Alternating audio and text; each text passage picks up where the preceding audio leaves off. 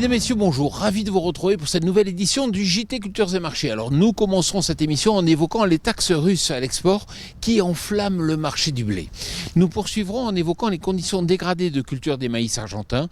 Nous tenterons ensuite de comprendre pourquoi les exports américains de soja pourraient être revus à la hausse dans le prochain rapport USDA. Enfin, nous évoquerons la tension pesant sur les stocks de blé européens au plus bas depuis 20 ans. Le gouvernement russe a confirmé vendredi 15 janvier la hausse de 50 € par tonne de la taxe export de céréales pour la période du 1er mars au 30 juin 2021. Cette taxe s'ajoute à celle déjà prévue de 25 € par tonne qui sera mise en place à partir du 15 février 2021. L'objectif, limiter l'inflation des produits alimentaires et réduire les exportations. Dans un marché mondial tendu, la réduction des exports russes booste les autres origines et pousse les acheteurs en panique à se rabattre sur les marchés à terme de Paris et de Chicago. Cela explique l'emballement récent sur les cours du blé. Malgré les pluies la semaine passée, les maïs argentins sont déjà pénalisés par les conditions sèches observées en début et en milieu de cycle de production. La bourse de céréales de Buenos Aires estime qu'au 14 janvier, à peine 19% des maïs argentins sont dans des conditions bonnes à excellentes. Bien que cela soit en hausse de 7 points par rapport à la semaine passée, cela reste quand même très inférieur à l'année passée où 55% des maïs se trouvaient dans de bonnes conditions à cette même période. Surveillez donc bien les conditions climatiques en Amérique du Sud car elles vont conditionner les cours futurs du maïs.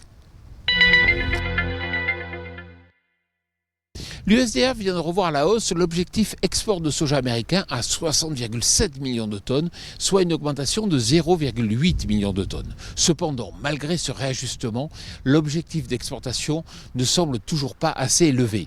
En effet, les ventes sont records et l'objectif export est déjà réalisé à 92%. Il ne reste donc plus que 5 millions de tonnes de soja à exporter sur les 34 semaines à venir. Autant dire que cela est impossible à tenir et qu'un nouvel objectif devrait être annoncé en février. 11,1 millions de tonnes, c'est le stock de fin de campagne de blé en Europe, estimé par l'USDA, ce qui serait le plus bas niveau de ce millénaire, soit à peine 28 jours pour faire face à nos besoins. Cette situation résulte d'une demande européenne croissante et de l'une des plus petites récoltes de la décennie. Le blé européen devra donc être préservé afin de conserver des stocks de fin de campagne suffisants pour commencer la campagne 2021-2022 dans de bonnes conditions.